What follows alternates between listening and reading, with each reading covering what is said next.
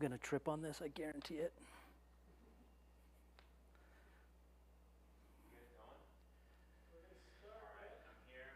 Yeah. For the first 5 minutes, it'll be like college. You're going to leave after about 5 minutes. Oh, wow. Dan did me dirty. Dan, can I set the table? One of the few people who actually wants a table. Sorry, Stokes, yeah. I'm totally getting in your way. There, you're not in my way at all. You're fine. It's not a problem. Just wave to the people because you're live on camera now.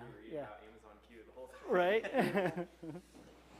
So while Joe is getting his table set up, we're going to get the .NET User Group started.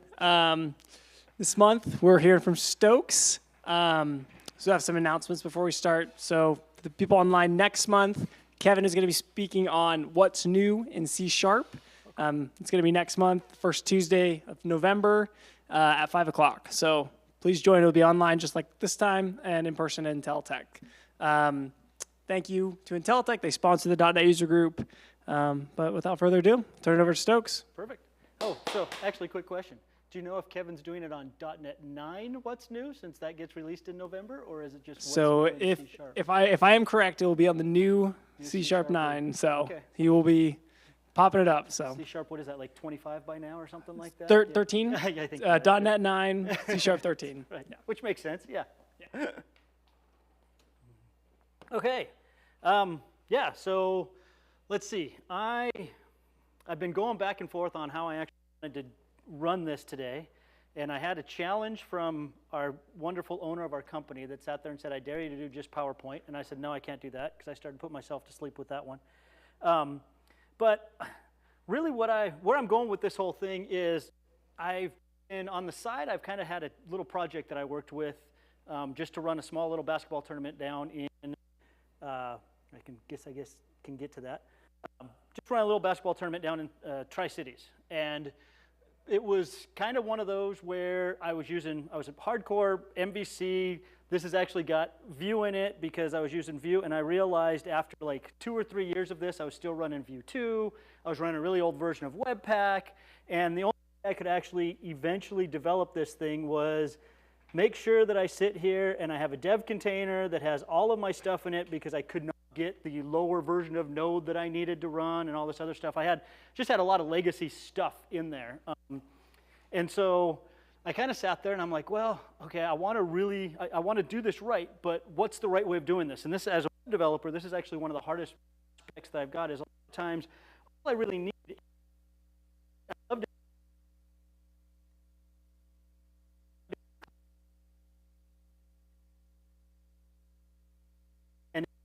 most of the time, for most of the sites I wrote, server-side static render stuff. And all of a sudden you go, oh, but I want to do some nice editor stuff here and there, right? So I'm like, okay, how can I incorporate, if I decided I want MVC to do my back end and just kind of do some of my landing pages, admin section, and I want to now make that a SPA type of thing, right? I never really had this vision of, I need to go completely SPA. Nothing I wrote was that difficult. Or was that complicated, I should say, and needed that type of power.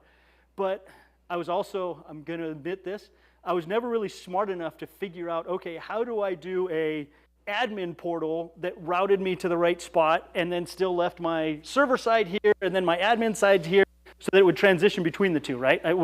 And I know I probably could have jumped on the JavaScript bandwagon and went, okay, let's just spin up Node, but I'm a C# guy, I like .NET. And so when Microsoft a couple years ago announced Blazor, right? We got .NET 6, we got Blazor, but unfortunately, all you had was either, it was the interactive server, so you had this SignalR connection that was always connected, and that was how you got stuff to work, or you went completely WebAssembly, which, okay, at that point in time, you're doing that versus an Angular or a Vue or something like that, right? I mean, I'm still stuck in my SPA. But come .NET 8, they decided, oh, we're going to allow you to write a Blazor app that is actually by default, server-side rendering, so completely static pages, and then you can enhance it with either an interactive server or with the WebAssembly stuff. And I sat there and said, okay, so what would it take to rewrite basically this application that I had that you can see, registration's closed and everything else, but we don't really need to navigate around, but like this landing page, that I've got here is everything here was very static except for this. This was like a little countdown that said, okay, how long until the tournament starts type of thing. So I had a little JavaScript-y thing in there. And I'm like, okay, what would that take if I decided, oh, now that .NET 8 came out, so I actually this past year, I rewrote it in Blazor with .NET 8. And yeah, countdown, since this was for this year's tournament, my countdown's way past when the tournament was actually supposed to go. But still, again, it allowed me to do my server-side rendering and then tuck some of an interactive type of component in there. And I just started to go with that. I'm like, well, first off, can I at least just get my static pages working? My static pages work great. And then I realized as I was like adopting stuff, okay, am I going to have to JavaScript this? Or how easy is it to really just start dropping server-side, or not even server-side? Because I will admit, and this is now my bias as well, the interactive server model never felt right to me. I never really liked this idea of having to have a WebSocket that was open.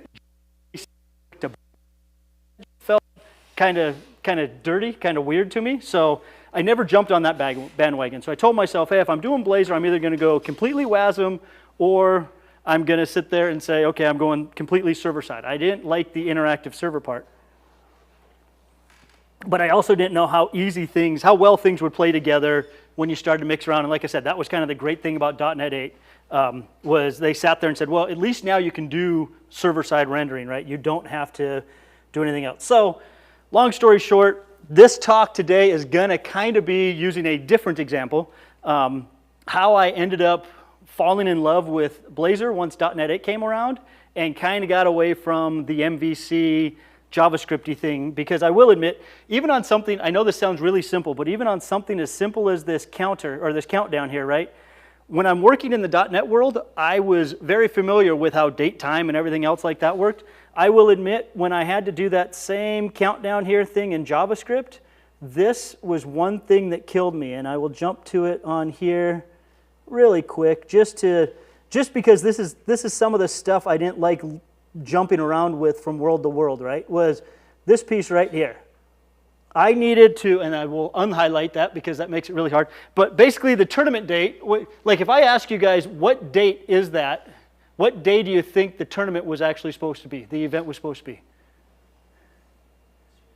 I think it's July, right? Exactly. Zero-based. So the month is zero-based, so the year was 2023, but the month is then zero-based, so 6 is July, and then the day was actually 1-based, so it was July 8th, 2023. Obviously, right? I mean, it was just one of those things where stupid little things like that would get me all the time when I was trying to jump back and forth between the two. So so this way I sat there, I'm like, okay, now I can just stay. I know everyone jumped into the Node world because, I can do JavaScript on the front end and back end. Blazor with .NET 8 was kind of my first approach of saying, I feel comfortable now doing C# all the way through. So my vision actually for this talk was going to be, when I asked Dan, okay, hey, when's the next open slot for a .NET User Group talk? He sat there, he goes, well, I really don't have a way of managing that. I'll just hit you up and see if you can talk sometime when I do that. And I sat there, I'm like, oh, you know what? That would be a great app to write, right? I can sit here and come up with a scheduling, and that's exactly what I did not do now for this app that I'm actually going to be talking about. I have a vision that I'm going to be able to do that, but right now, basically all this is, because really what I was trying to get through was, how the server-side rendering pieces work and just like showing that, right? Because it's not that that's new, that's now still a year old, but I mean, that's still relatively new. I'm finding there's still some quirks that I run into on stuff like that. But then I guess really the big piece was starting off with the server side, and this is one thing I loved about this other site that I wrote, was I would start off writing something server-side and then go, oh crap, you know what, I do need some interactivity. How hard is it now to get it to work, to put it into a client-side piece and just have it work, right? And I was pleasantly surprised with how simple that was, even using the WebAssembly, right? I mean, yes, it would have been really easy if I would have done the interactive server mode, because all you have to do is decorate it, opens up a socket, you're done, right? I mean, everything just works, or supposed to work. I don't know, I haven't done that piece. But to go from a static page to a WebAssembly page is kind of the transition I'm going to show. And then I'll eventually build more pieces onto this. But right now, this is pretty much just a basic site that allows you to see, hey, what are the events? It was kind of stolen. I shouldn't say stolen. Part of it was borrowed from like what Microsoft does with their community stand-ups now. How they have one page that you go to and you can go, oh, this is the AI talk. Oh, this is the ASP.NET talk, stuff like that. So this whole thing is kind of for the user groups, it allows you to sit there and have one place to go to and figure out what user groups are coming up. But we do some admin stuff on the back end and things like that that allow us to do some management. So, and like I said, so that's kind of where we're going with what this app is going to be. I do actually have it posted, and I'll make the link more available and probably easier to read. And I'll probably be told I have to put it on IntelliTech, but for right now, it's actually living in my Brayman repository as a public repository, just called this user group site. So just to steal that, I know for people that are going to see it on the recording, I can just do I'm just going to paste this into this guy really quick, just as a simple way for people to have that so this URL is basically where, because I did not do any PowerPoint, so Mark said, hey, I dare you to do it all in PowerPoint. I did absolutely no PowerPoint. But yeah, so it lives right now on my GitHub repository as an open repo. You guys are more than welcome to go and take a look and laugh at it all you want. But that's kind of where we're at. So let me just fire this guy up. I'm already kind of at a starting point. .NET, oops, .NET Watch LP, there we go. My starting point right now, because I figured I always have a struggle between how much do I code versus how much do I talk versus how much do I just show. And I didn't want to code nothing because that just felt weird for me to do a .NET User Group talk and not code anything. But I didn't want to like try to write a whole thing from scratch. So we already do have auth kind of employed. So we've got this basic landing page. We've got auth that's in there, so I'm going to go and create a couple of users because you have to register in order to be a speaker and stuff like that. So let me just go in here and create a couple. And one thing to point out, though, is right now all of this is all server-side rendering. None of this is using any WebAssembly stuff. In fact, you'll notice here, we'll kind of get into the details as we go. Anything that I wanted to actually render out of WebAssembly would be living in this client DLL. And you'll notice that, yeah, I mean, I've got like the stub of things hooked up, but you'll notice I've got no pages, I've got no nothing over there with regards to this. So right now, all of this stuff is purely rendered server-side. There's no open connection or anything like that. One piece to point out, too, is I love material design. Somehow I jumped on that bandwagon. And everything, of course, that is computer-related is always better with beer. And there's this cool little library out there right now called Beer CSS.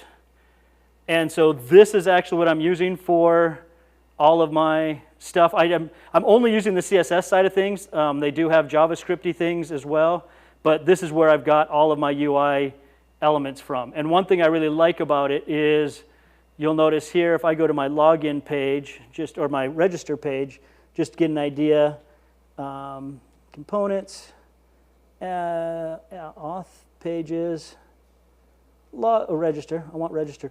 You'll notice here, and I know we'll go over some of this because we're going to create one of these pages, but one thing I really like about this is you'll notice it's not all that decorated. I mean, there's some CSS, but a lot of the stuff that it relies on really is, oh, this is an input tag. And so I know I'm going, so it kind of hijacks the tags more than it hijacks classes. It was one of those where I did like go nuts on this site, and I used Tailwind CSS for all of this, and I realized that is a lot just to get that type of material design piece, that was a lot of CSS that you actually typed in there. Where here you'll notice these are all just out-of-the-box classes. This is nothing that I've written custom, and I have basically the same type of look and feel there. So let's get oh look, I already have Inigo Montoya in there. Let's create a password. Confirm the password, Inigo Montoya. Let's create that account. Oh, password confirmations, I love that.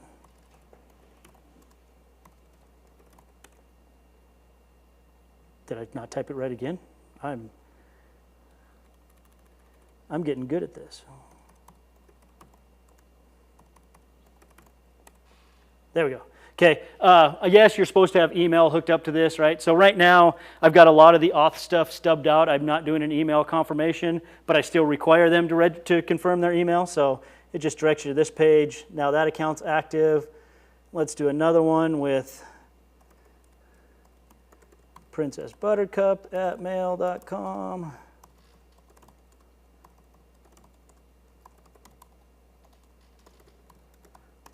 Oh, good, I got that one password typed in correctly the first time. And now I am going to create an admin, so I'm going to create one for myself, but that won't take long.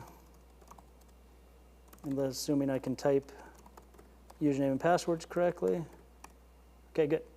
Okay, so I've added 3 users in there. I do need to go in and make my user an admin, which is going to be the 3rd one. Whoops, not that one. Oh yeah, I do want that one. So this 3rd guy is going to be an admin.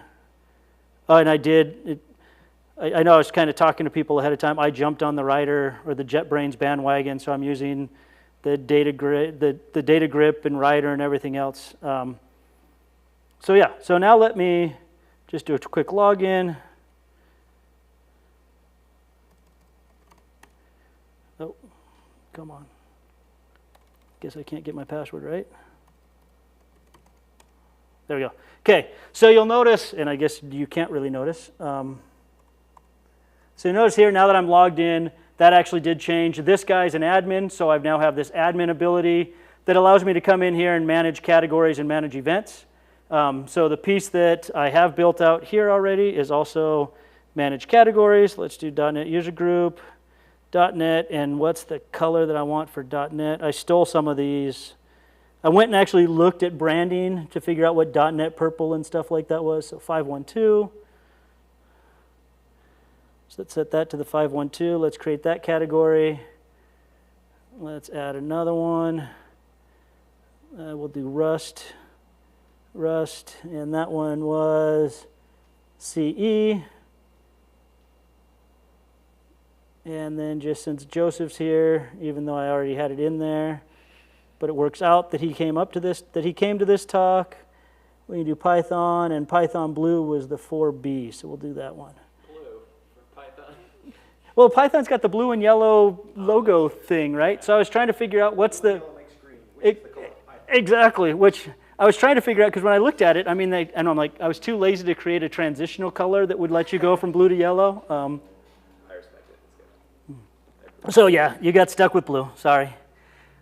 So yeah, so I know I'm just kind of adding some data into this, but basically what I'm trying to do is I'm trying to now set us up for one of the pages that we're going to create, because right now what I don't have, and again, this is still all server-side rendering. There's nothing fancy going on here. There's no WebAssembly or anything like that.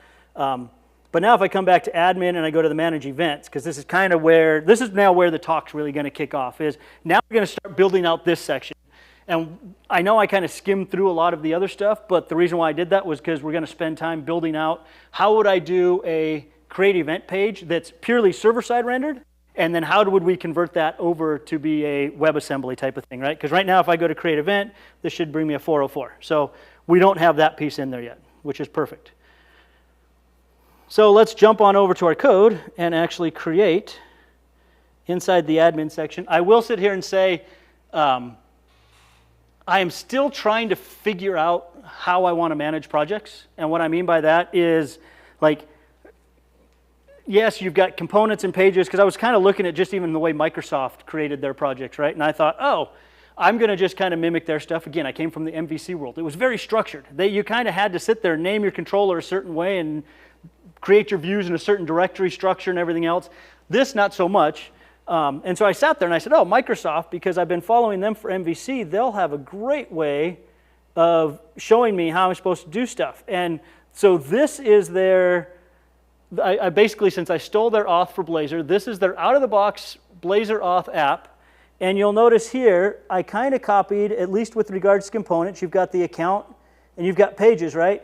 And I'm like, perfect. So when I go and write that in the client, it's going to do the same thing. And you'll notice, no, pages is directly underneath client, and then they just put pages there. So I don't even know. It's one of those where I couldn't even like copy their model, because so you're going to see I kind of move things around in areas that I think make sense, but I can't say that what I've got, I think it's kind of up to whoever now. I guess that's the joy of this, right? You're not structured anymore like I was with MVC. But I've been trying to break things out into what makes sense for me. So you'll notice here I've got my admin, I've got my pages. So let's create a new Blazor component. It's going to be a page, and I will show you what the difference is between page or not. And so, yeah, I have still, and this is another Stokesism more than anything. I would love to say I've jumped on the Vue bandwagon that puts all of their stuff in one file, but still that feels almost like old school classic ASP to me, which still feels really dirty. So, and Blazor even wants to go that way, right? Like you'll notice I had to check a checkbox that actually says, oh, separate your code into a separate file from your actual markup. I got so used to the MVC world, I still liked having my code in one file and my markup in the other. So I'm still kind of old school on that. But so I have actually jumped on that bandwagon. I'm not going to say that that's what everyone has to do, but that's what made me feel better because, yeah, coming from the classic ASP world where you put VB script embedded inside and you just kind of had cold fusion and all that stuff, just brought back horrible nightmares. And I hope no one has actually had to deal with that before, but yeah. But one thing that's actually interesting is with regards to Blazor, and like I made the comment saying, oh, I picked page. If for some reason you don't pick page and you go, oh man, I really wanted this to be the page, the only thing that makes this a page is this tag at the top. If I get rid of that, it's a Blazor component. If I have that, it's a routable page. So that's the only difference that it makes. So you really don't need to know up front, oh, do I need this to be a landing page or do I need this to just be a component? And we'll kind of talk about even that later on. And now, see, this is where I wish I could copy paste from stuff because I don't think you guys want to watch me type all this. But I've now messed myself up with regards to, okay, we're just going to go for it.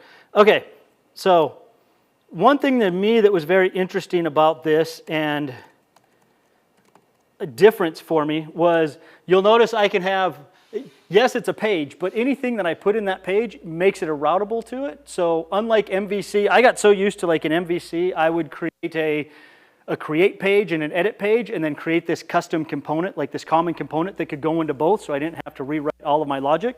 Where with this, again, I've kind of gotten lazy. If I want to create an event or edit an existing event, I just sat here and said, well, I want when someone goes to create event, I want it to come here.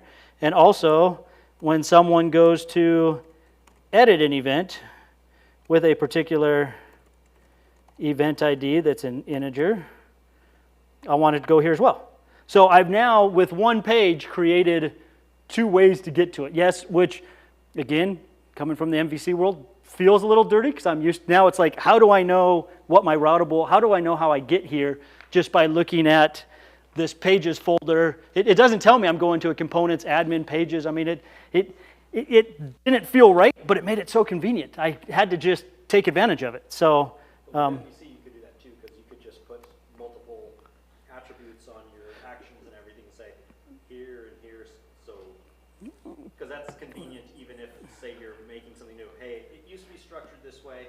Now it's structured this way. You have all your old routes and all your new routes. yes, your redirections were great that way. You're right. You could do that, but you still had to do that. If I remember correctly, you still had to do that like in the program CS. You weren't putting that on the actual controller itself. I guess you could put it on the controller because you could do. That's right. Yeah, and I did more through actions and did the name-based stuff. But you're right. You did have that ability to put the route on the controller piece too. Good point. Yeah. So yeah. So let's create a div. Class equals row. Yeah, see, this is just not going to, you know what I think I'm going to do is if I can cheat, because again, I don't really think you guys want to watch me just type all this stuff, but let me see if I can pull this off, and we will talk through it, because I know that there's parts I want to talk about page by page and not just throw everything there. But if I come to user group site, let's Control C, Control V. I can't paste it into it, that makes sense, but I want to paste it back into here. No, I don't want to paste it there. I want to, come on. Control C, get out of there. There we go. Okay, copy. Perfect. Now let's just open this up with code. We'll just do it here. I'm going to cheat because I've got all my branches already done. So this way you guys don't have to sit here and watch me type. I'll just do a copy paste, and I totally didn't even think about saying, oh, you know what, I'll just make 2 copies of this thing. Because I'm not the fastest typist, especially when I'm on screen. So let's just open up this folder. Let's jump to this branch. Talk. Add event server side. Oh, force checkout, that's fine because it's just a copy. Discard 1 file, that's fine because it's just a copy. Cancel, okay. Doesn't like me for doing that. Okay, let's just undo all these changes. Remove, remove. And then undo, yes, delete. And then undo, yes, delete. Okay, let's get out of start a talk, and let's get to server side. And now on this one, magically, I will have all of my stuff where I want it. Components, admin, pages. Hey, look at that, create, edit, razor. So I'm going to copy this guy into here. Nope. Copy this guy into there. There we go. Okay, so magic of computer technology without you guys having to watch this, but I did actually get this. So all we're really doing is we're coming in here and we're creating an ability to either create an event or edit an event. Yeah, can we turn off, is there a way to turn off that light, I guess? I realized I'm dark mode, and that was probably a bad idea when you're presenting, isn't it? I see Seth leaning forward, and I'm sitting here doing the same thing, so. Well, I have to pick, these are progressives, so I have to Oh, right, yeah. pick where I'm looking. Pick which one you want, yeah. Thanks, Dan. Now no one can fall asleep, though. If we hear snoring, the lights are coming back on. Slap hard. Right.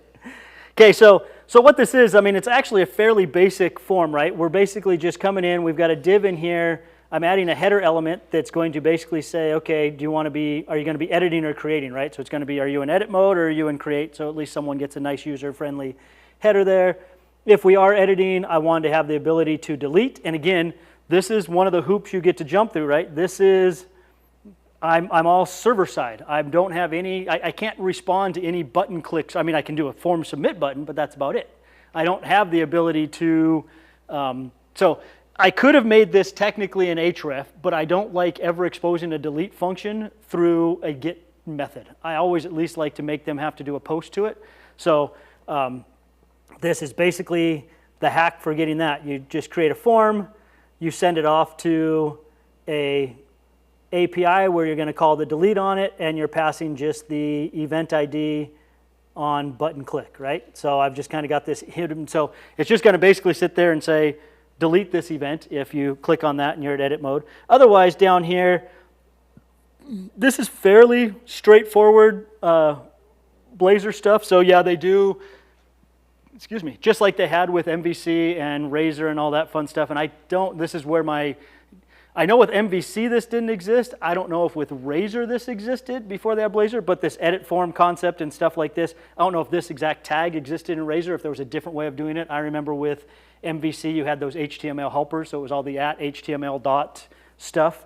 But this is the Blazor equivalent of that, right? So all we're doing is we're saying, okay, I want you to create a form element.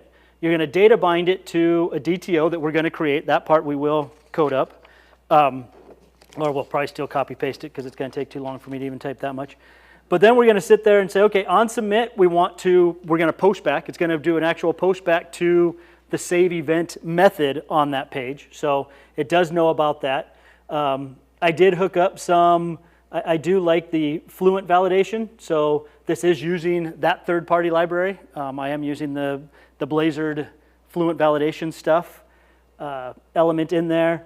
You'll notice here we have if it's going to be an edit, I needed to know, we've still got to go old school, right? I needed to create a hidden tag to actually say what the event ID was if that's what got passed in. So that's going to be 0 if it's on a new one, right? Because an int's going to be 0. But if it's passed in through our parameter up here, we actually need to add that to our form that's going to get posted back to the server. And then the other stuff's fairly basic. We're just going to have the title. we're going to have the slug. So what's the URL when you want to get to it? Simple date stuff, drop downs for what the category is. So is it going to be a Rust, a .NET, and then also who the speaker is. And then we do have this concept of, okay, do I want to publish it yet, right? Am I just kind of queuing it up so that I can see it as an admin, or is it going to actually be out on the public site type of thing? And then when you save the event, we're just going to do the standard submit, save. If they cancel, you're going to just navigate back to the manage events page, right? So let's now come over here and take a look. And I do want to see that. Okay, good. That does not do that. So now I know I'm jumping around. I'm going to give myself a headache here. Let's just get these two close together. Put him over here. Okay, so now for the back-end code, because this is really the big chunk of stuff. Oops, Control A. That's one thing I still have to get used to. So, sorry, I know you guys probably don't care, but you'll see me floundering around on keyboards every so often. So everything in a Mac is like Command-C, Command-V for copy-paste, but then when I get over to Writer, because they try to, and probably because I picked Visual Studio settings, that's now Control-C, Control-V, so it's using my Control key instead of my Command, so I have to now remember, am I in Writer or am I in Visual Studio Code to know what I'm supposed to be pasting. I don't need this button because that guy was actually a bad thing anyway. So, yeah. So you'll notice before we had a bunch of red over here, right? Because we didn't have the DTO. We didn't have any of our variables set up. So now on the behind scenes, on the code file, we have our Fluent validator that we've got. We've got our main DTO. This is just a simple event DTO.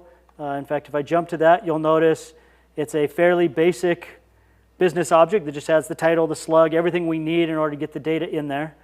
I do have some error handling that was kind of put in place, so if for some reason we fail, we have this message result.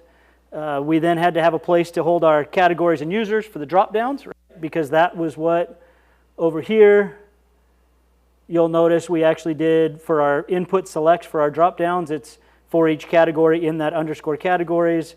Same thing for users, so we need to have a place to hold all that information. And then, of course, just your standard getting data in and out of the database. I don't think I needed this guy. I think both these are remnants. Oh no, I think I need my navigation manager, but I don't need my HTTP context accessor. So that was just leftover stuff, but doesn't matter. So when the form loads now, it's going to load, it's going to call this onInitialized async. One thing that's nice about the Blazor components is whether it's server-side rendering, whether it's WebAssembly, whether it's interactive server, this is basically kind of your constructor no matter what. It doesn't matter what model you're following. This is what's going to get called in the lifecycle management. So when you're trying to fire up this guy, all I want to do is I want to get my categories and my users out of the database. I also want to say, hey, if the event, so basically if we're in edit mode, right? If they pass me an event ID in that URL, I want to say, yes, we're editing. If the event ID is not default, right? Because there's a potential that I'm on my postback now, and so my DTO event ID might be a 0.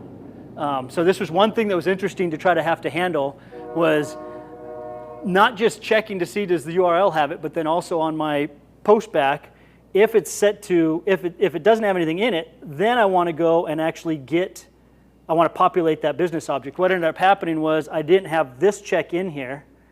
And so I kept saying, okay, if event ID has a value, go and get my speaking event out of the database. Well, when I was trying to save this thing, because this runs every single time the page loads, what was happening was it was loading up, writing over everything that I just edited over the top of that one DTO and loading it up with my database stuff again, and then said, I have nothing to save, right? And I'm like, I was getting confused as to that. So I needed to handle both the case of, am I in edit mode? Is there something coming in on the URL? Oh, and by the way, is this basically a postback now to myself? Or am I not in a postback world type of thing? So if we're not in a postback, so we're trying to edit, and this is our first time hitting the page, go and get the speaking event out of the database and convert it to the DTO so that we have something to display. And then down here on the save, so this was on my form post, right? I've got my onSubmit, we want to call save event. So this is the method that's going to call on my save event. And we're basically just going in and saying, hey, make sure that you're valid. If you are valid, and you have an event ID, we're doing an update. Otherwise, we're doing a save. And I mean, this is basic CRUD stuff. We go in, we try to convert from the DTO back into our main object, try to do save changes. If we're successful, we're going to navigate back to the manage events. Otherwise, we're going to put an error down at the bottom of the page inside that message result that said we couldn't save. And it's the same logic basically for insert and update, just a matter of am I doing an add or am I doing a fetch out of the database to populate, right? So let's, oh, then there is one more piece, and I think I can probably hand code that because if you remember correctly, that was my DTO. We're done with that.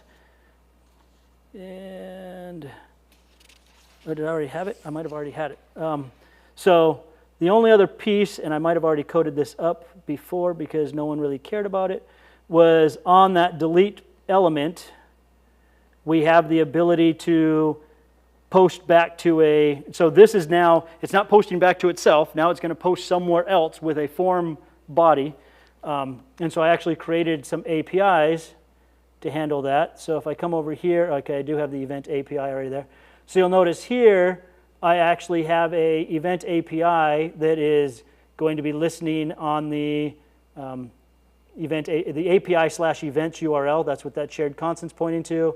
And we're going to hook up to the delete and basically accept a form post that's going to do the delete changes, right? Because again, I don't have that JavaScripty interactivity right now. I'm purely server side, so I've got to make sure that I'm handling everything round tripish. So if we come back now and bring this guy back up, oh, I'm in.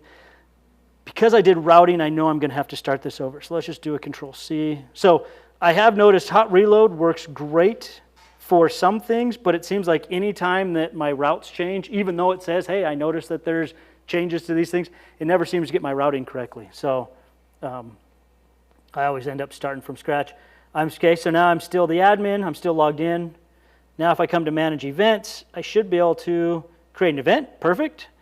So let's just do just a test. You'll notice I have the just a test. Let's go with, we'll make it for next month. I think that's next month? No, yeah, this is this month, isn't it? Well, we'll make it for the middle of this month then, yeah.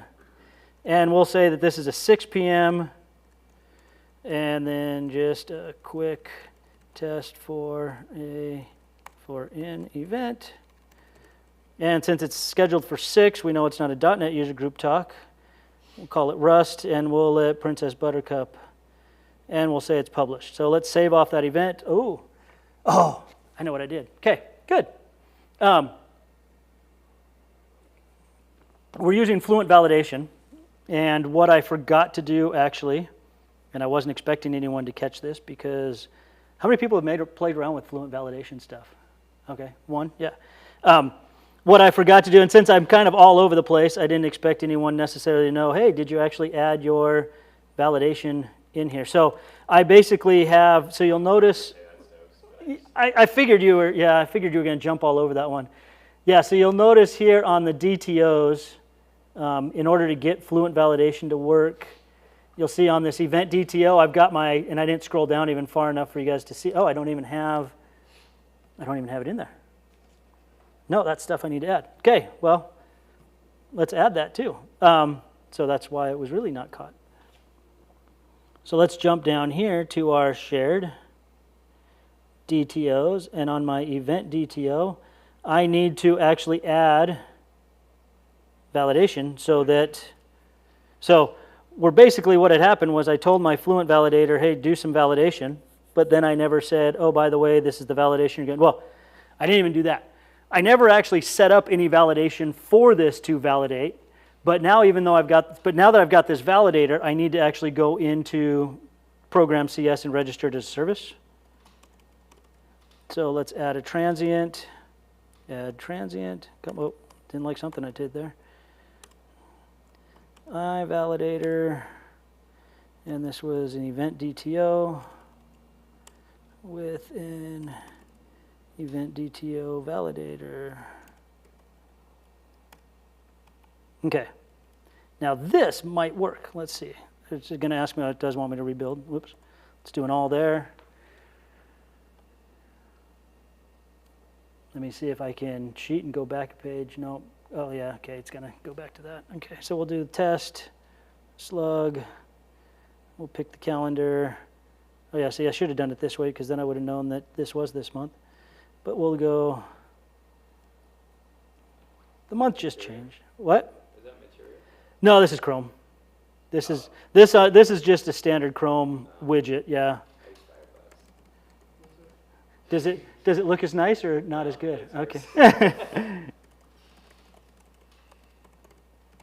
Yeah, no, that's one thing again is so the using this beer CSS because I'm not using any of their JavaScript stuff. I think they do have like a date time picker if I use their JavaScript library, but because I'm purely using their CSS stuff, I'm kind of relying on a lot of the browser elements to do this. So even like these drop downs don't look quite as nice because they're just standard. But we'll say it's published. Now I should be able to save. There we go. So now this is on my manage events, right? So, but now if I even come back to my main Spokane user groups, you'll notice that we have an event, and you'll also notice that we have here's a recent event that's got like the next event that's coming, right? So, and we'll jump to that here soon. But if I come back to admin just to do one more event, let's create another one.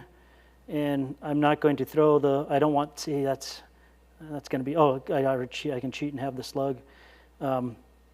We'll say that's going to be here in the 16th at 5. 540 is fine. Yeah, 540 is fine. I agree. That works. 542. Right. Some fun. We'll go there. Just another quick description for this event. .NET User Group, we'll actually say I'm going to do it. And just to prove that edit and delete work, or edit at least works. So you'll notice here now we have two of these. One is published, one is not. So if I go back to the main group, you'll notice only that one is there. But if I go back now to admin, and manage events, and edit this event, because now I'm in the edit screen, so it just takes me, or I'm in the admin screen, so it takes me to the edit. I'm going to save that. And now if I come back to this guy, I have those two events. This one is the next one that's going to be, and it's going to be in this. So I know, that was kind of, I feel bad because I feel like I'm flying through this and not really describing a whole lot. So that in a nutshell is Blazor, just all server-side stuff, right? I haven't done anything interactive. There's nothing all that exciting.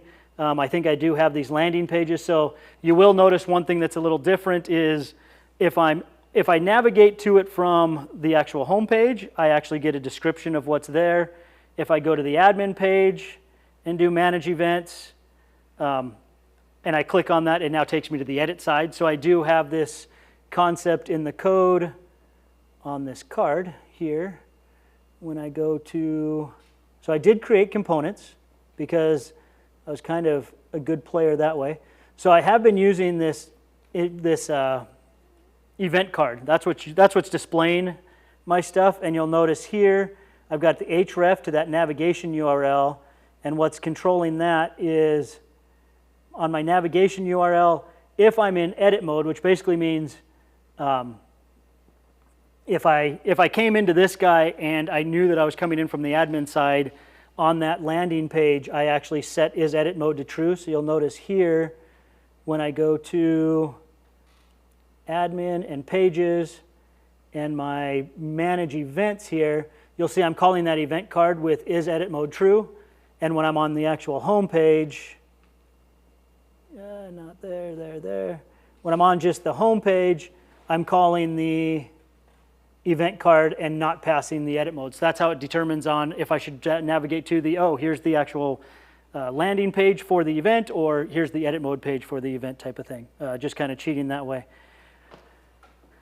Let me see. I think that's all I needed for that. Oh, and then we do have, so then this upcoming component, right? So this is where things are going to get kind of fun, is if we come back to the page, one thing that would be nice is just like what I had on my other site, like what I had here, and this is the exact same use case I ran into, which you'll notice here, I've actually got a ticker that's running. And it's like, hey, you know what? That'd be kind of nice to say, hey, instead of just doing this and having to refresh all the time to get a different thing, it'd be nice to make that an interactive component, right? And so this is where I kind of, I won't say struggled, but this is where things got fun. Because now all of a sudden you go, I am going to try to take something from my server side and see if I can get it to work on the client side.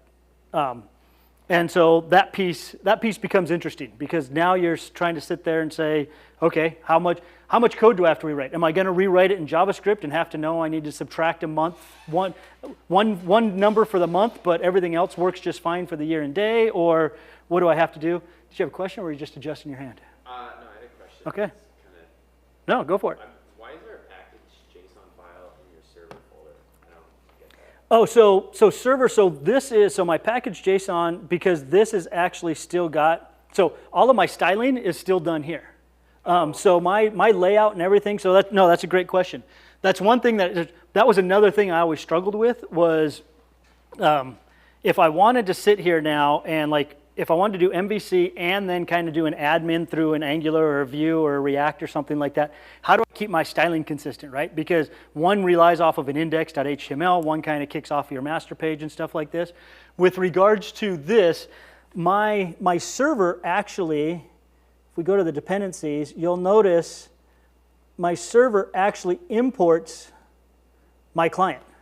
So even though he's a client, even though he's in a separate assembly, he's actually referenced through here. So everything he does still renders through the same port, still renders through the same master pages and everything else. So it's kind of, it's going to allow me to run something in your browser, but all off of the same URL base, right? So I'm still using the cookies auth. Kind of, I don't know if you, not to plug in Teletext here, I don't know if you've messed with Coalesce, but like how Coalesce, you can do cookie auth and your view app, and then whenever you have to make a secure call back to your MVC, you don't need to worry about JOT tokens or anything like that. You can basically just sit there and still use the cookie authentication because you're still all running from the same server.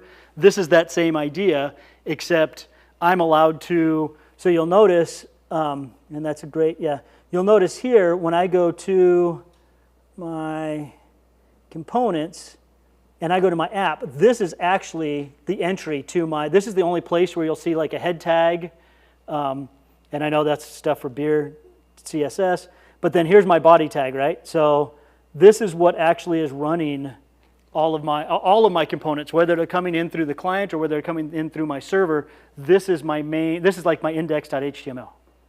This is the equivalent of my index.html. So my package.json's there because this, I needed to have everything still running out of this www root. You'll notice even here, client doesn't have a www root directory anywhere. So all of my stuff is actually running out of my server, even though I might be doing some stuff in WebAssembly that's going to be in my client assembly. So is .NET serving, like if you use a NPM package,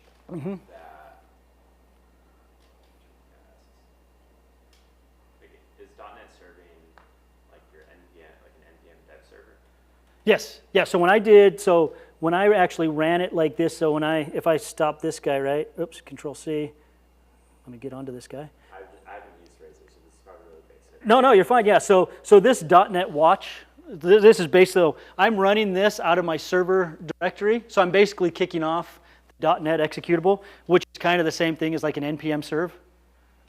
They have a Kestrel, what they call their Kestrel server, and it's a full-blown web server now, in fact. Artem, correct me if I'm wrong, but I think you can actually, you don't even need to like host through IIS anymore. You can just host, like their server is bulletproof enough or tested enough, they claim, that you can actually make that your edge server. You don't need to run through Apache or through IIS or anything like that. And that's, when I kick off this .NET watch, it's actually firing up that Kestrel process. And you can see, probably hard to see, but you can see it actually sits there and says, hey, I'm listening on a secure port, I'm listening on an insecure port and everything else. So yeah, so my program, when I fire this up, is launching, it's launching like an NPM server.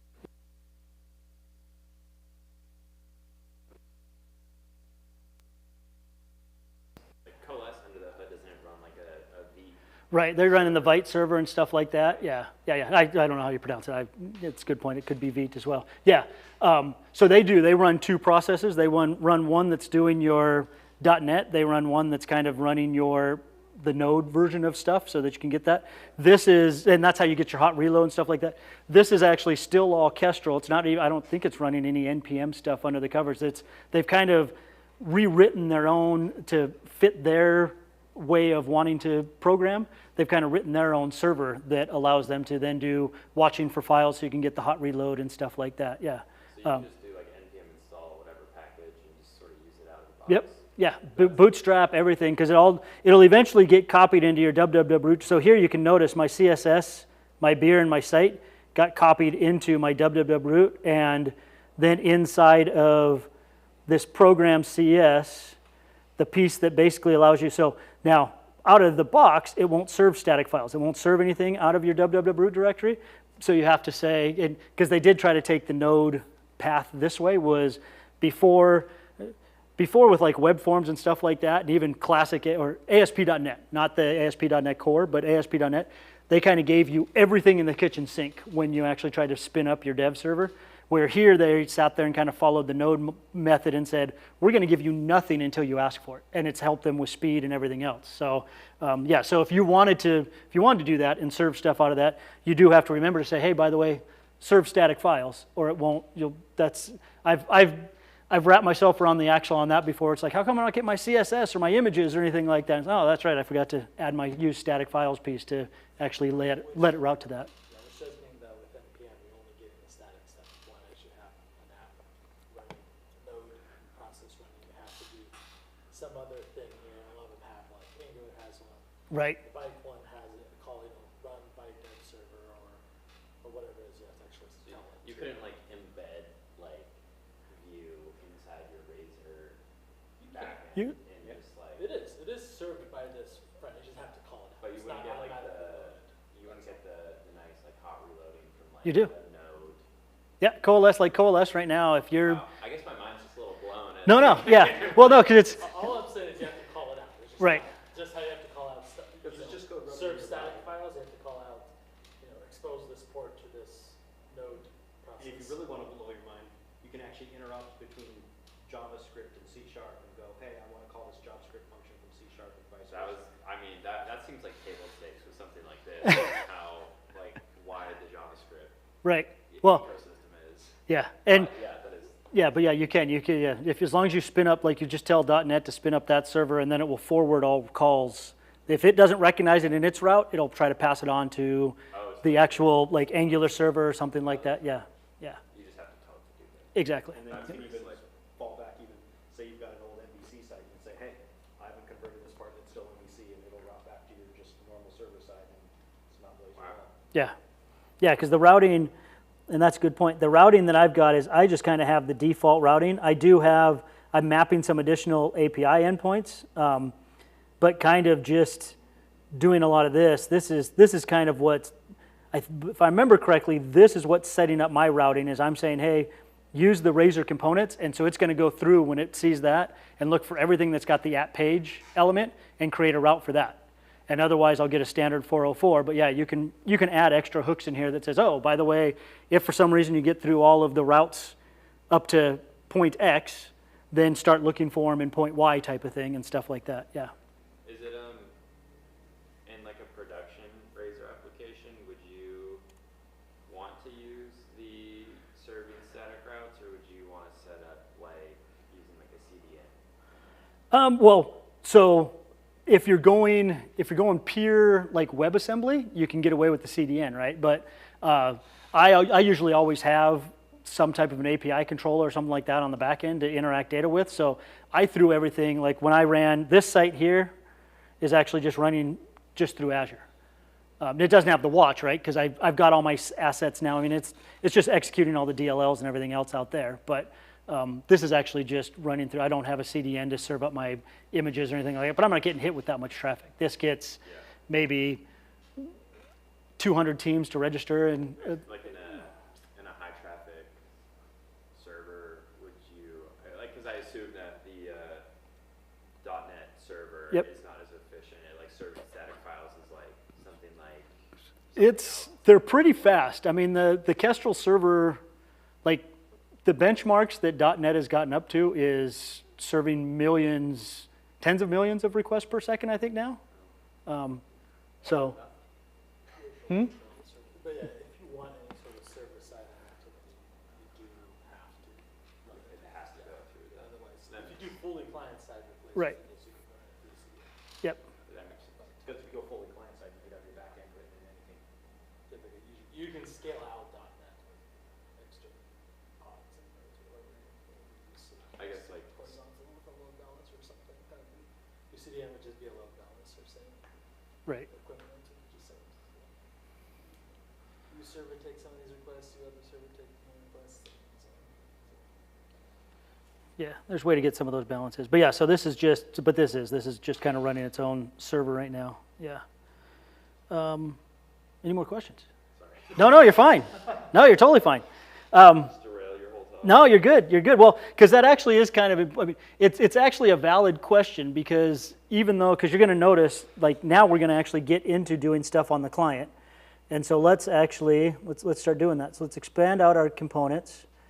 And just to show you how difficult it is to take a component and make it server side, let's take, You mean client-side. or make it client side, yes, move it from server side. Let's take this upcoming event guy and let's move him into the components directory. And yeah, I want to do that. That looks good. There are a couple things I have to fix up here because it's going to, this guy's going to namespace. So that is one thing. This guy namespace is off of project and directory. So I need to change this from server to client because I moved it there. And then this guy, is he still red? No, he's not red anymore. So we have now moved from a client side or from a server side to a client side. I haven't changed any code, right? I haven't done diddly squat. And in fact, you'll notice here, there's nothing fancy on any of my imports, except I do want to comment this guy out for right now, because we'll eventually get to him. There's nothing fancy on any of my usings or anything like that for my global usings. And now I've just got this component out here. He's not going to like me. And I want to make sure that we don't fool anyone here. So I'm going to start up that server again.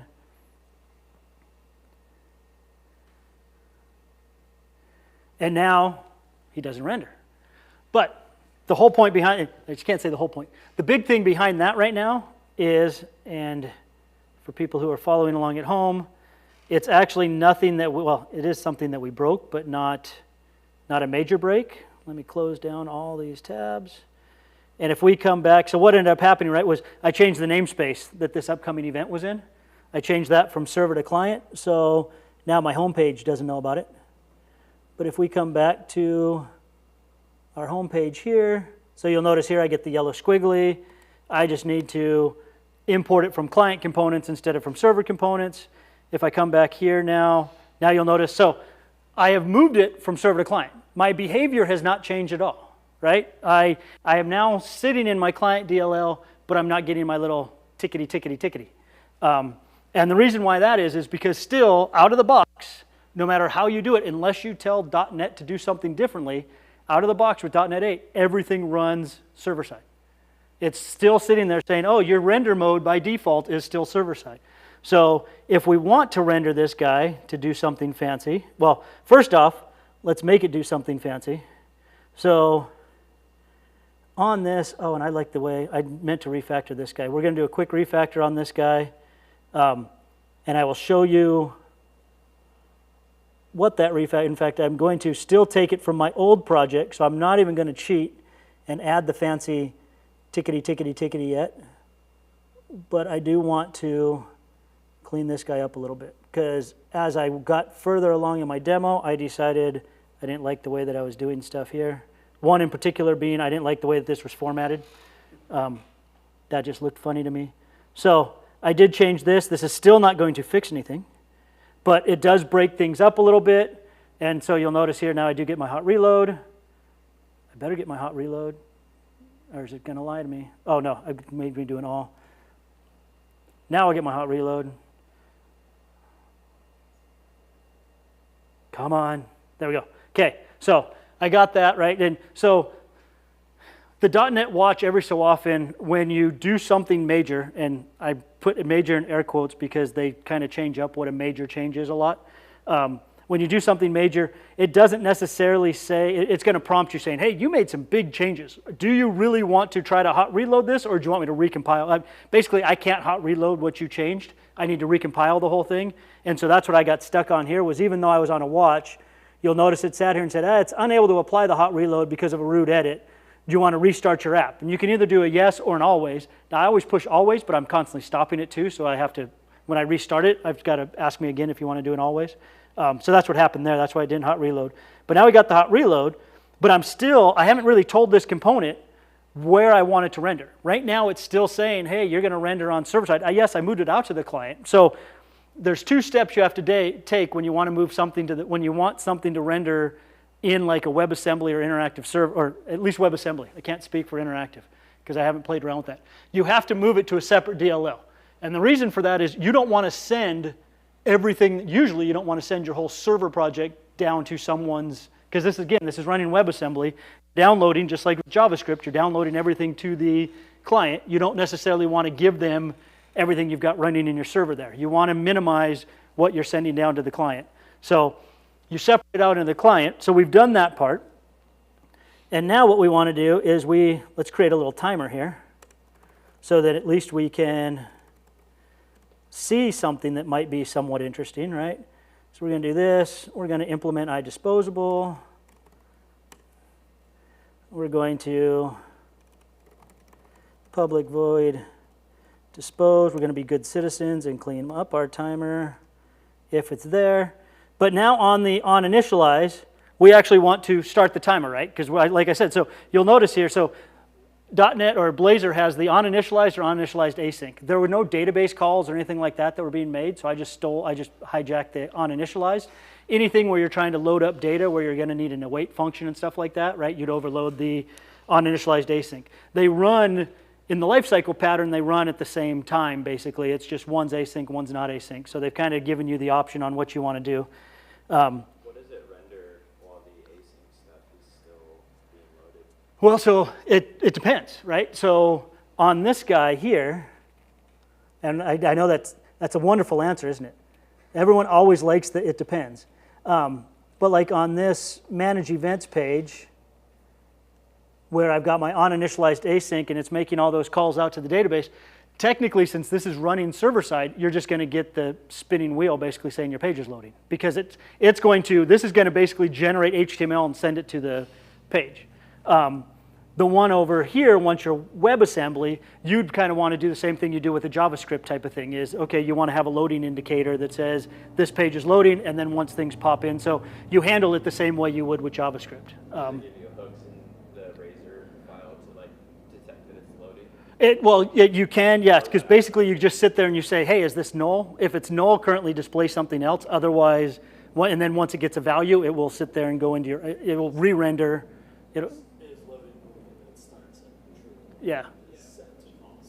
I guess, does it give you any access to sort of like the request object itself, like in your page or your components? I can get access to that, yeah.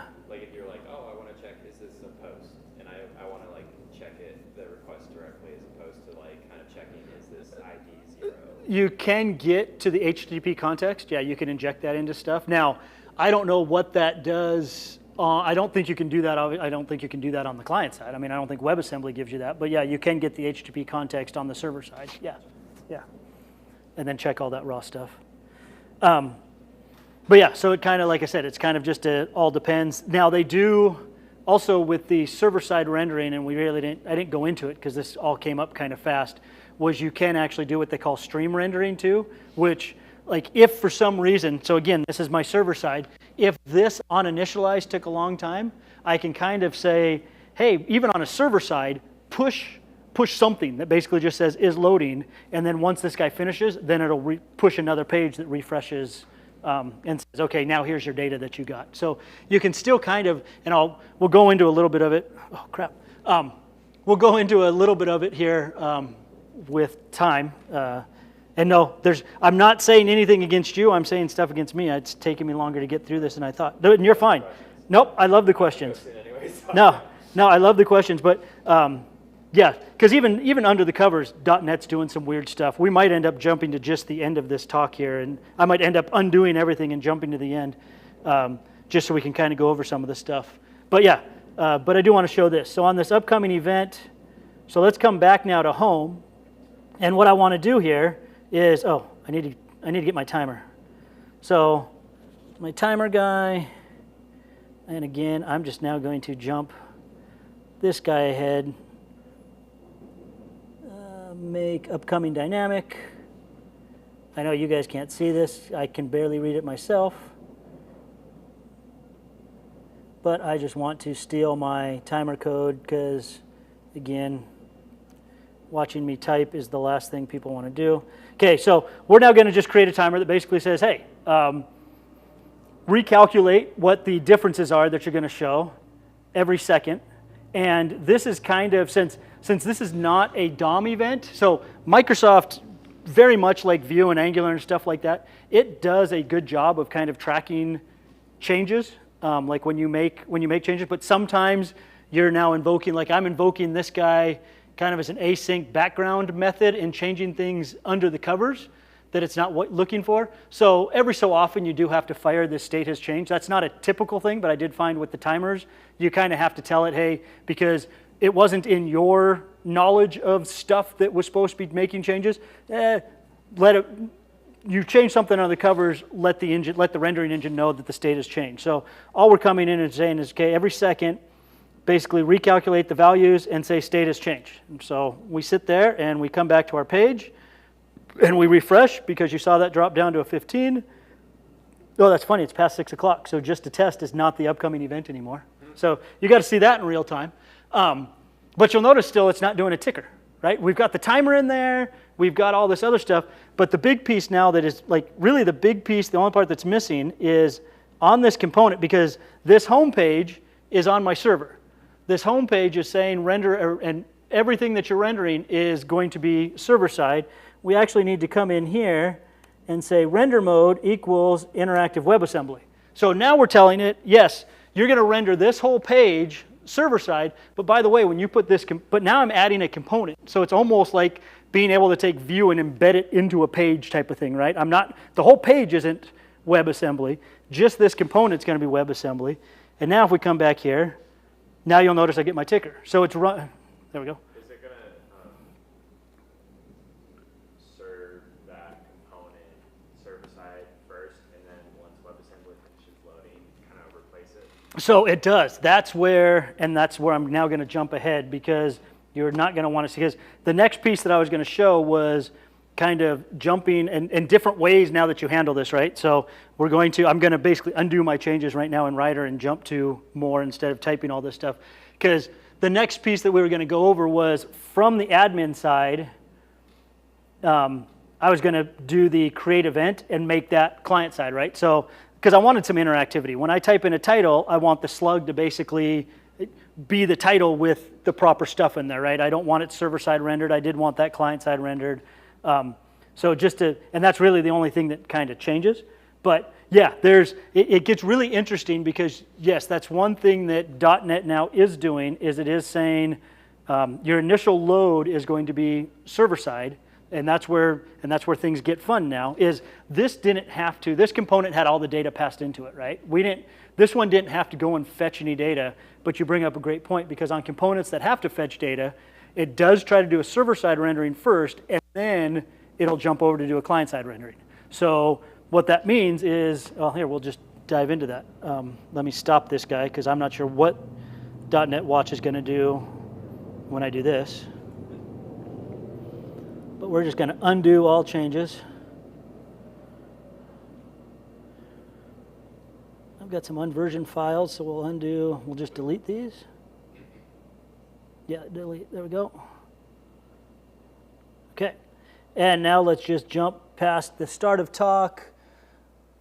I'm just going to go, because of time, because I think because of time, so we're just going to kind of talk through it, because I actually have this, and I've got this commented in fairly decent, so we did the make upcoming dynamic.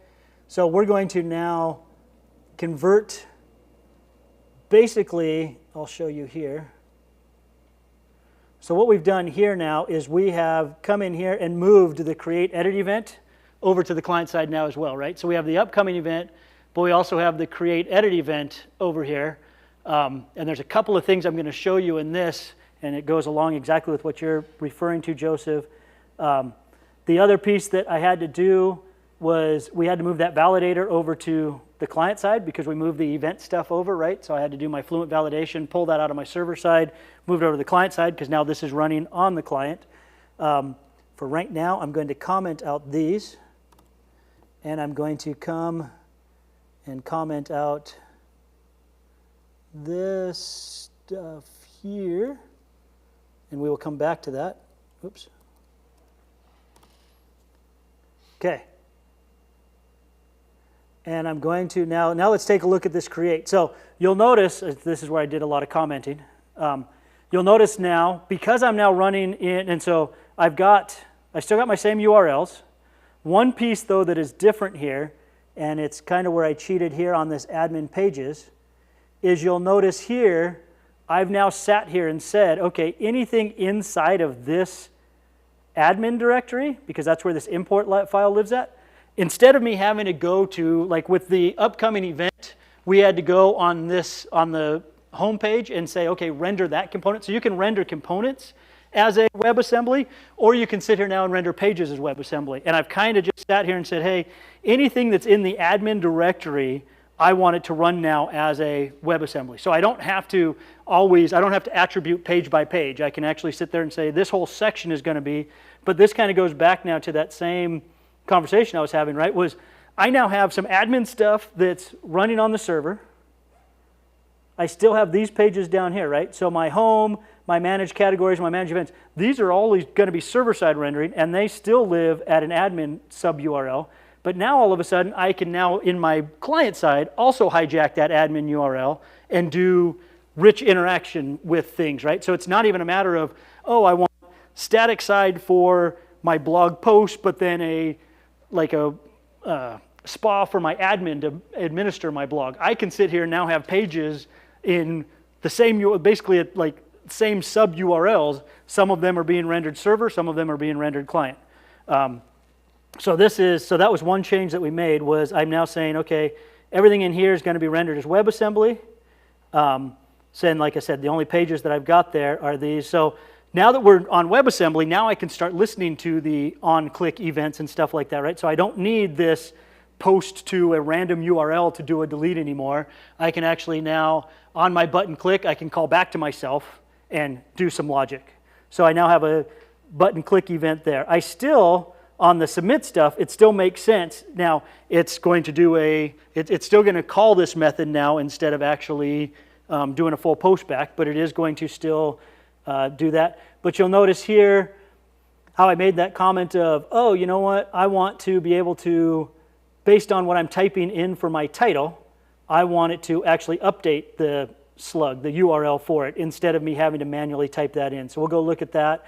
And then I also have a button that replaces the slug in case you change the title, because sometimes you want to change the title but keep the slug the same, and other times if you change the title you want the slug to change because you haven't necessarily published the page yet and stuff like that. So we have a button that's going to replace that. But yeah, so if we look at the back-end code here, you'll notice down here I now have my delete event method. So now this is making, because this is running on the client, and now this is my AJAX call. Instead of using Axios or Fetch or something like that, I'm still just using the standard .NET HTTP client and making a post back to my server to an API and saying, okay, now do a post to this delete method. My save is the same thing. Remember before, well, actually I can't say the same thing. Before, in fact, save works. Save is the same, or save is what I want. So this is what we had before, right? Was because it was on a post back, we had to sit there and say, okay, do I have an event ID? And I could go directly to my DB context. Well, now again, we're living out in WebAssembly land. I'm running in the browser. I can't use DB context anymore. So we are back to having to use the HTTP client to do a put or a post. So we had to write APIs now that back this up, right? So there was a little more, because this is doing my data fetching and data posting, there was more that I had to do, because now it's like, oh, I have to think not server world anymore. I have to think client world now and make those calls back and forth. The one piece, though, that is interesting, and this is where, oh yeah, so not this part. This part's kind of cool, but it's not necessarily interesting. So we have this update slug and replace slug. So here, let's just, well, actually, I want to comment out a couple things because I want to get rid of this. I want on-initialized. You'll notice I've got a lot of stuff different in on-initialized here. So I'm going to comment out this part because that's kind of towards my end. Control KC. And I commented out the other pieces. I want this guy here. And in fact, what I'm going to do is this. So the old way that we did things was we went directly to the DB context and got stuff, right? Now we're in the client, so now we have to do these HTTP client calls. And so Joseph, this is going to actually highlight exactly what you were just talking about, was if I now do a run here, and assuming I didn't comment out too much, I'm going to do a run. If I come here to admin, and I go to manage events, and now this is going to break. Because what's going to happen here is I'm going to click on that, and it's going to sit there and say, hey, oh, it's not what I was expecting. Whoa, that's right. I didn't comment out enough. Sorry. It's trying to inject these, which I don't want, because we don't have those services registered, and I don't need this, because we're not doing that yet. And those are tricky things already. But now that I blew up and had an event thrown, this guy will not like, oh, this guy does not like me anyway. Oh, are you using the persistent subscription at the bottom of it? I was trying to not do, I thought I commented that code out. Oh, but because I commented that code out, I need, thank you, yes. Let's get rid of that and get rid of my dispose. And that persistent thing is, was the death of me yesterday. Yeah, because I don't have disposable there. There we go. Let's try that. Okay. That looks better. Let's refresh this guy. Okay, this is what I was expecting. So, I know, I expected an error. I just expected a different error. Yeah. To your point, Joseph, yes, it's trying to do a server-side render, and before it tries to do the client-side render, and what's happening is the server doesn't actually have an HTTP. So inside my client, right? And I'm torn. So inside my client, I register an HTTP client, and I get they've got the hooks in here when you write your client code to be able to get your host environment and the base address. So that's telling me exactly what my base address is of my Kestrel server that's up and running. I will sit here and say, and I've seen some workarounds on this, and I don't necessarily like them, but because you'll notice down here on my server side, I also have a HTTP. You'll notice I'm also registering, come on, I thought I had it, HTTP client. Yeah, so we are adding an HTTP client here on the server, but I'm not specifying an address, and I've noticed, and unfortunately on the server side, you don't get the same ability as this guy. So I've noticed that people, when they want this to work correct, or when they want it to work with server-side rendering and only use the HTTP client, they hard code their server out of like a config file or something like that to be here. But it seems weird for my servers trying to spin up and return data. It almost seemed like I was going to get stuck in a race condition if I did that. Well, because the server would be calling itself. Exactly. It's like, why wouldn't you just call the actual classes? Right, right. So that's exactly it, is you would sit there and you'd be like, oh, my server-side rendering is going to now sit there and make an HTTP call to my API. Well, how do I know my API is up? Like, I'm assuming that all this runs before it would be able to try to route to my page, right? But it just seemed weird for my server to make a HTTP call back to my server to do that. So I actually did things one way, which was, and that was this piece I commented out, was, so if you're on the server side, because I don't specify an address here on the add HTTP client, I knew that I only wanted to make this call if I was on my client side.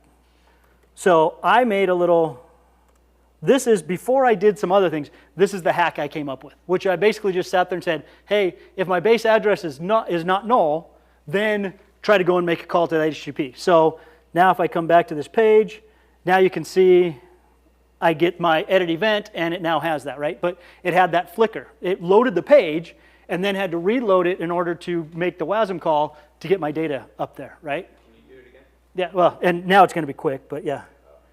Oh, that's actually slower than I thought, yeah. So you'll see the page renders, right? But then it re-renders because it's sitting there and saying, oh, I need to now go and make that request to the server and even change it to be like the edit event and stuff like that, right? So server side, client side. You kind of get that little flicker there, which it's like, okay, that's not a great user experience, not horrible, but not great. And most of the time you don't see it. So the reason why I said you won't see it is now if I come here and I go to manage events and I do this, it happens so quick. But because I was doing a hard reload, I was doing the Control-Shift-R, it was pulling down all the WASM and everything. How big is that payload? It's actually not too big. So this guy, 8 meg, 9 meg, I think is what that says. Yeah, 9 meg, and this is the debug version, right? This is the developer version, right? So even once you actually don't use the developer version, it's even a smaller payload. This is loading more than what it needs to load. I will say one trick that I had for loading those up. This page is still very usable, even without that ticker necessarily running. So, but in the background, it loaded up all of my WASM stuff that I needed, right? So before I even go somewhere where a user might notice, oh, now it's downloading 9 meg, it downloaded the 9 meg here because I have some pointless little thing here that's basically making that download go. And so, yeah, then when you come to the admin and manage events and I come to that guy, I mean, that's not a big flicker because it's got a lot of stuff already in cache. Now, the way to get around that, though, is, so there's a couple ways around it. And I'm going to do this because we're going to be making some major changes. One way around it basically was, now if I comment out this guy, Control KC, and I come back now with these services. So Control KU, Control KU, and then I need to go back to my program and register these services. So these are basically now just abstracting out how it's going to go about and get that data. And what I mean by that now is, you'll notice here I've got we'll just look at one, right? But I've got a server category service. So this is going directly to my database. And then I have over here in my client side, I also have a client category service, which is making the HTTP call. So you kind of end up with if you're going to server-side render, okay, fine. Now if you're going to client-side render, now go and get it that way. And so now if we fire this guy up, we shouldn't necessarily get we should still get a flicker, but it's going to be a minimal flicker if you get it. And that's because now, if I come here, oh, it's still flickered. Oh. So it flickered, yeah. So what's funny though is it's flickering. If I go here, you'll notice, so this said getting all categories from the server, and then you'll also notice that when I do this, it gets all categories. So I'm making the thing I don't like about this now is I'm getting all categories via HTTP client, but I'm also getting all categories from the server. So I'm basically I'm loading all that data twice because my server-side rendering is rendering, displaying the page, WASM's then loading and saying, okay, now I'm going to initialize again. The way, I want to say it's the way around this, but I will admit this was killing me for the longest time. And I'm hoping, this is my hope where they're going to make an improvement on this. Because no matter how many articles I read, you're going to end up finding out, oh, I want to persist state between the two, right? I don't want to have to do a double fetch. And you're going to find articles, and that's not a knock on Telerik, because you're going to find it with a lot of different things. You're going to find all these articles that talk about this, oh, come down here and use data's being fetched twice, right? Making unnecessary HTTP call, avoid unnecessary calls. And they talk about this persistent component state. So I sat there and said, hey, let's hook that up. I don't want to make those double calls. So let me come back now, and the only place I'm making that change here now is going to be in this guy, right? So now I'm going to use this persistent component state. I'm going to add disposable back in because we want to get rid of it. And now I'm going to comment out this part because this was just using my services no matter what. And what we're going to do here now is say, hey, you know what? And I know I need to go down to the bottom to fix my dispose. And also add that method. So what we're saying up here basically, and this is a hook inside of Blazor, is we're saying, okay, I want to register, I want to do this persistent component state, and I want to register this method when you're getting ready to basically dehydrate yourself so that you can save stuff off in memory for the most part, so that when you rehydrate yourself, I have a potential to come and actually get that value back out of your state. So it's, I'm going to make a server-side rendering call, and then I'm going to load up WASM. But you know what? Because my WebAssembly is going to load up, instead of me now trying to, ideally, and I'm going to say ideally, because this is what was killing me, ideally, it's going to sit there and say, hey, go to your cache instead of making that HTTP call again, because ideally, we've got it saved off. And so you'll notice here on that method that I registered, all he's doing down here is just basically saying, hey, persist off my categories. It's a key value pair, right? So I'm just saying, hey, persist my categories as JSON, persist my users as JSON, and if I'm editing, persist off my DTO, right? So I'm not having to do another fetch. Do you know where it's persisting at? They're supposed to be in like little JSON files that disappear after you pull them back out. So I'm not sure exactly where, but I was reading up because some people, issues that people ran into were they overran the file, like the JSON size that you're allowed to do, which someone said was 128 meg, which means they were trying to persist a lot of data. And so the way around that is, and someone sat there and said, look, if you're going to load that much data, kind of the way around that is doing exactly what we did with this upcoming event, where on this guy, I've got my parameter that has all my data in it. And then what I do is I would, well, so here. So no, I don't. I'll talk about the overrun here in just a sec, but let's fire this guy up, and I'll show you what my issues are with it, and then we'll go back and talk about how to even get around that if you want to. And I didn't code that up because I'm still trying to figure out, I mean, it's not necessarily that it's a bad thing, but I'm still trying to figure out if I if I'd ever really have to worry about that kind of data. But I really don't like the way that Microsoft has also implemented this. So we're going to keep this guy open, and I think I can make that a little bit bigger. There we go, to make that easier. We're going to go to our admin, and now ideally, I am only, because I've got my persistent state, ideally I will get the you called the server, and I won't get a you called the client, right? Yeah, see, that would be ideal. But I still got my getting all clients via HTTP and getting all clients from the server. And I sat there, I said, okay, what am I doing wrong? I've got to be doing something wrong. No, It's a race condition, right? it's not. It's a known issue, but unless you know how to read the documentation and figure out exactly what the documentation is saying, which no one who talks about this persistent condition, I found it in a GitHub issue, no one who talks about that persistent data really talks about it. What you'll notice here is, if I go to my console, my elements here, if I go to my elements, and let's just go back to our main page, you'll notice here what happens, right, is they have what they call enhanced navigation now with Blazor. So even though right now I'm all server-side, I'm not doing anything WASM, like if I navigate around, if I come back here to this home page, watch what changes down here. Watch what lights up. Just this main. The only thing that changed was this main. So because they're using what's called enhanced navigation, they're almost making like AJAX calls behind the scenes, even though your total server-side rendering, they're still only, even on a server-side render, they're only giving you back the diff. And so what's actually happening here is, apparently, if you have that type of navigation enabled, which is the default type of navigation, this... And isn't that also because you made all the pages interactive by default? I didn't know. The only interactive page I've got is the only WASM page that I've got now is the manage events. This is still all server-side. So this is making those diffs. This stuff, this is server-side.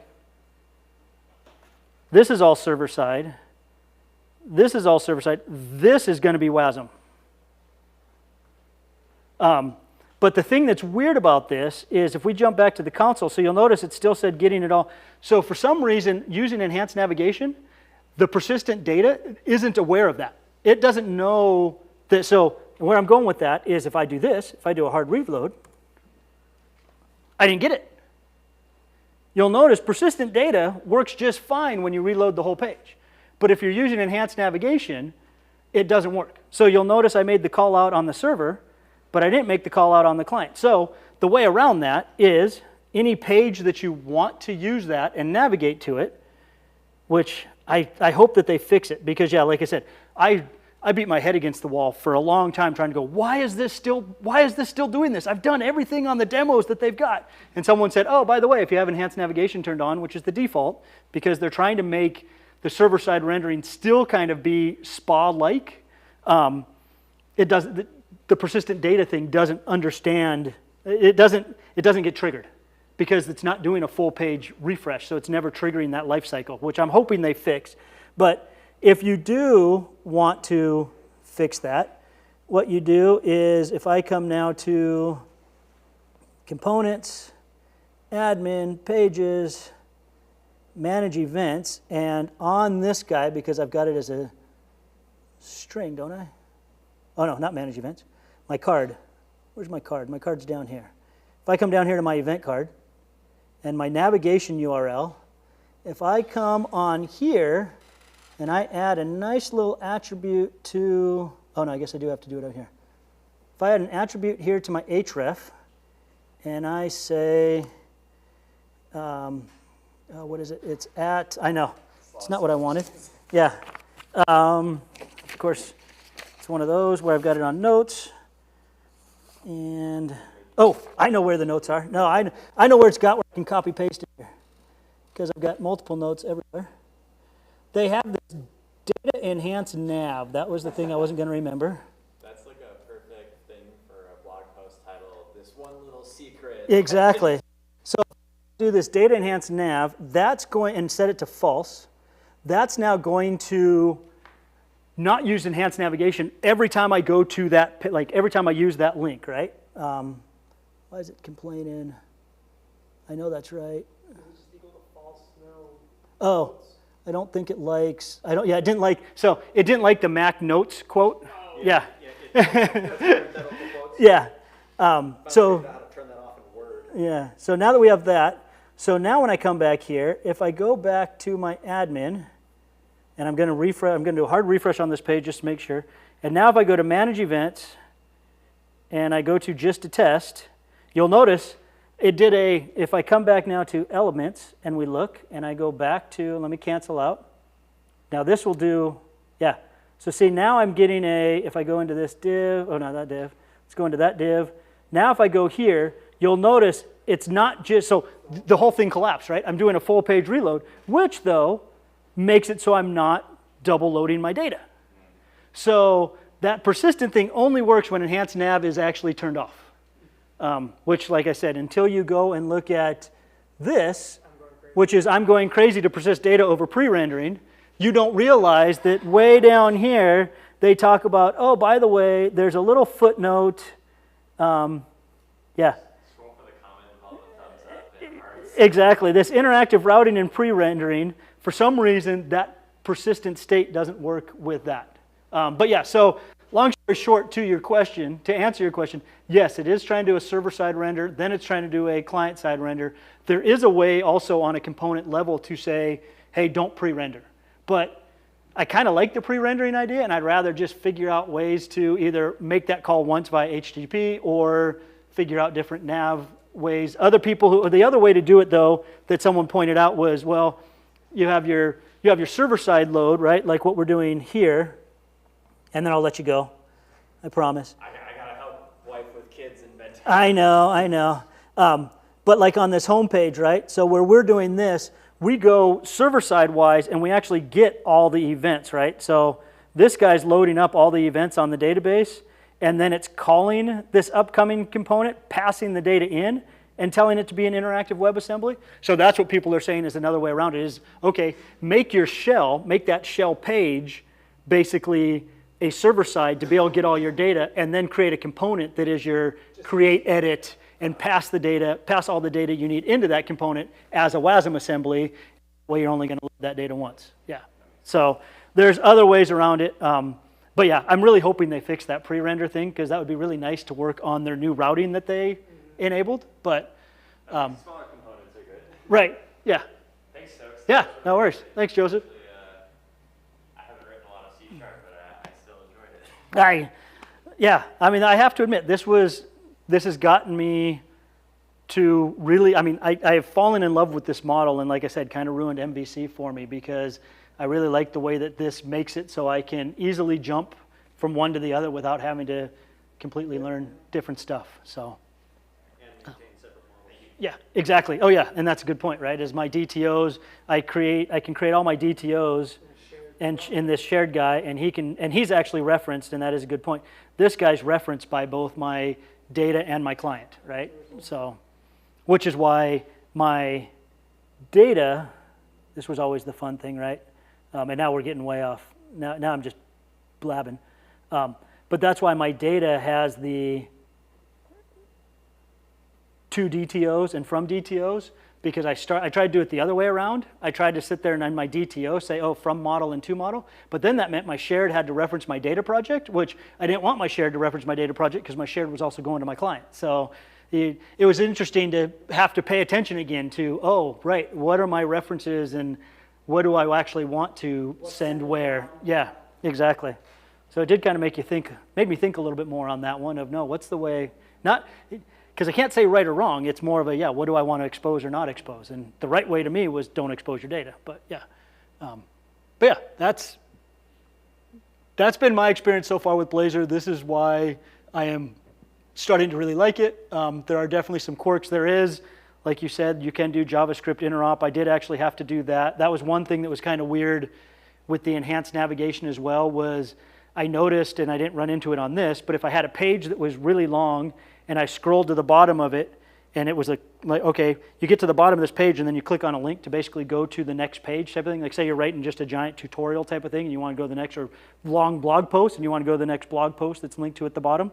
It would enhance navigation, because it's trying to just pull out a piece and put a piece in, it leaves your scroll at the same level. Yeah. So all of a sudden now, if you go from one long page to another page, you're at the bottom of that long page. So I did end up with, at least with what I did with my other app, because I did run into that with this C3 Slam thing that I did. If I come back here to EMS Blazor Web, and I probably will throw this into, oh, right, no, I'm logged in. Let's just go here. So this one's private, so you guys won't be able to see it. Oh, Blazor app, not that, yeah. But one thing that I did actually have to do on my pages was, you'll notice here on my server side, inside of my main app, I have some fun little JavaScript utilities, one of them being scroll to top. So on my navigation, like when I did the onInitialize, I would then do a JS interop to call that guy to shoot me back up to the top of the page, because yeah, I would have a long page here, and then you'd go to the pays page, which is also long, and now you're down at the bottom and you need to read through all the terms and conditions before you're allowed to pay. So I did actually have to throw that guy in there, and I'll probably throw that in here too. But yeah, I was surprised how easy it was though to do some of that interaction. I mean, because that's the thing, right? And I even kind of mentioned it in the description. I'm not completely getting away from JavaScript, but that was for the other thing that I did, which was half Vue, half MVC before, and when I converted to Blazor, that's all the JavaScript I had in my Blazor version. So, I'm a big proponent of getting rid of all the JavaScript as much as possible. Yeah, and these were purely just like. JavaScript makes it palatable, but it's like when you're using a language that no one designed, months start to do nothing. Exactly. And so they.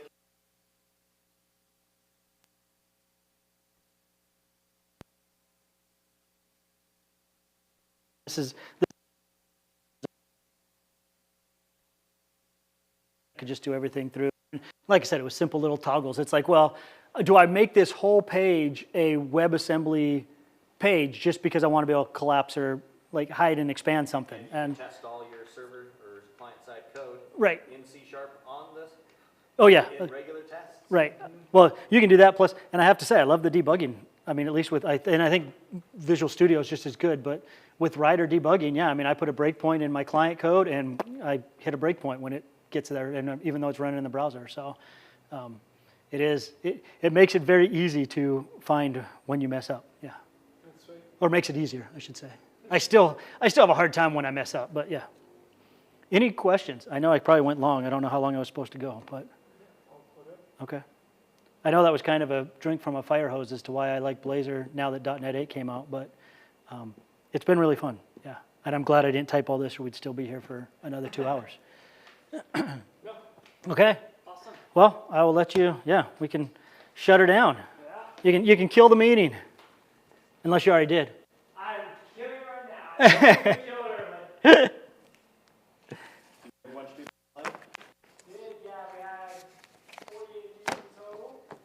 Really?